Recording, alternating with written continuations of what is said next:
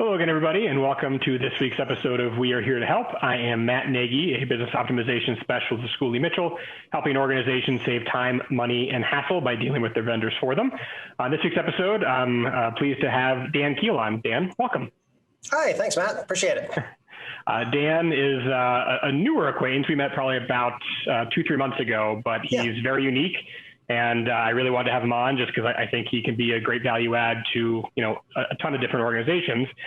He's in the commercial lending group with Bank of Denver, but I know that only really kind of scratches the surface as to, who you are, what you do. So if you wouldn't mind just kind of expounding on that a little bit. Sure. So Dan Kiel, I'm with the Bank of Denver. I wear two hats for my bank. Hat number one is I am a commercial lender. My focus is on real estate. I lend my bank's money. I hold a portfolio. I do all the things that bankers do.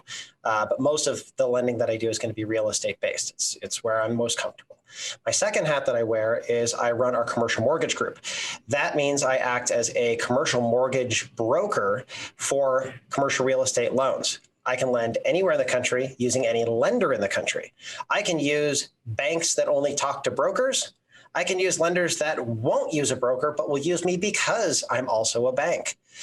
Because my group is wholly owned by the Bank of Denver, I'm under the umbrella of my bank, meaning I don't need to be individually licensed in any of these states. I can literally go anywhere and do anything. I'm that much of a rare commodity. Yeah, and that really is what I think from our first conversation, that was what kind of blew me away, was you can wear so many different hats. In terms of, your expertise in areas you like to work in. I mean, you mentioned real estate, obviously, but is there specific industries you like or anything that you have a focus on or would like to?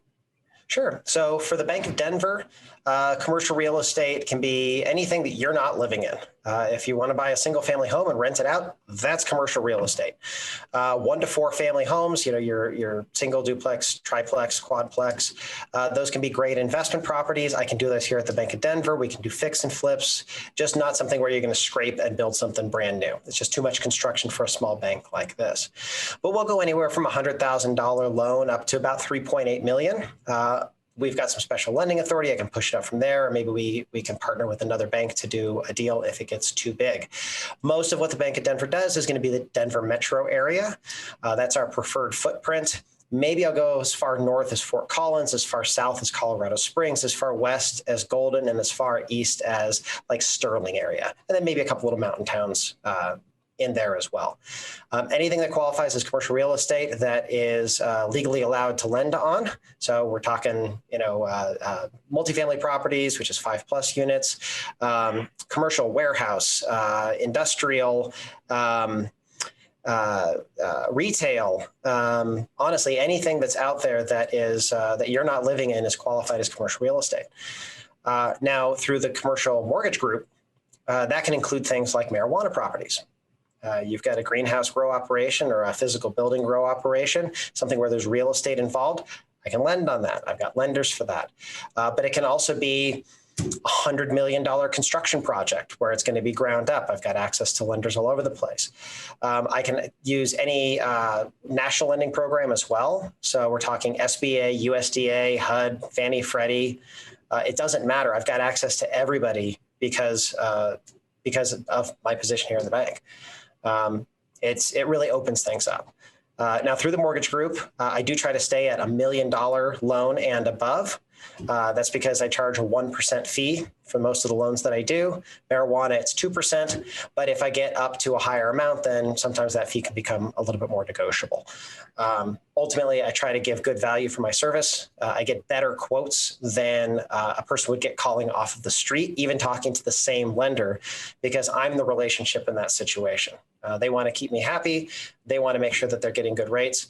But at the same time, I protect those lenders. If a bank calls me and says, I've got a good customer that needs to borrow money for this property and I can't do it, they'll refer it to me and I'll protect that depository relationship. We might move an operating account to that new lender, but the new lender appreciates that. We'll restrict it to just what I say that it needs to be because they know that I'll do the same thing for them. So ultimately, I'm looking out for all sides. I understand the position that bankers need to be in. I understand the position that brokers need to be in, and I'm a happy medium in between.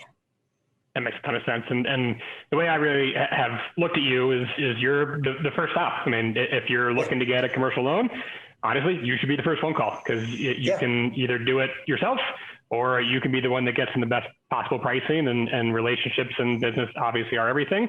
You're going to get someone a better deal than making it on their own is what I'm absolutely right. And if it's something that's even under my limit, or let's say it gets moved to the point that it's under my limit, it doesn't make sense for me to try to broker the deal.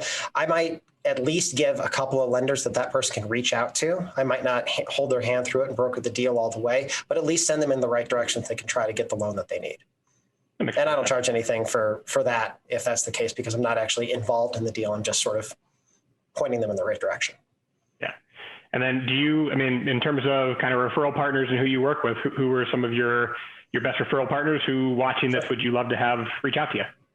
Sure. So commercial realtors are fantastic. Other commercial lenders that are out there, because if they need to protect that relationship, I know how to protect that. I'm in the same game. Commercial realtors, because ultimately I don't get paid unless the deal closes and you're in the same boat. So we are both incentivized to make sure that this thing goes through. Investors that are out there, whether they are experienced or inexperienced, experienced lenders are great, or experienced borrowers are great, because they understand what I'm looking for and how I need to do it. But even the inexperienced, the ones that are doing their first deal that need a little bit of hand holding, I don't mind doing that. I can work on both spectrums. So it wholly just depends on, does the deal pencil? Does this make sense? And if it doesn't, I'm going to be honest and I'm going to tell you that. And if you call me and tell me, hey, I got this great offer from, so-and-so lender, can you beat it? And I say, that's a great deal, you should just take it. I'm going to say that. There's no point in me working for a week or 2 weeks trying to save you a quarter point when it may or may not even happen. Take the deal before it goes away. I'm very honest when it comes to those things. Excellent. Well, I really do appreciate your time here today, and I would highly recommend anybody who's looking for a commercial loan, Dan really should be your first phone call. So I appreciate your time, and thank you very much for joining. Wonderful. Awesome. Thank you very much, Matt. Appreciate it. Thanks, everybody. Have a great day.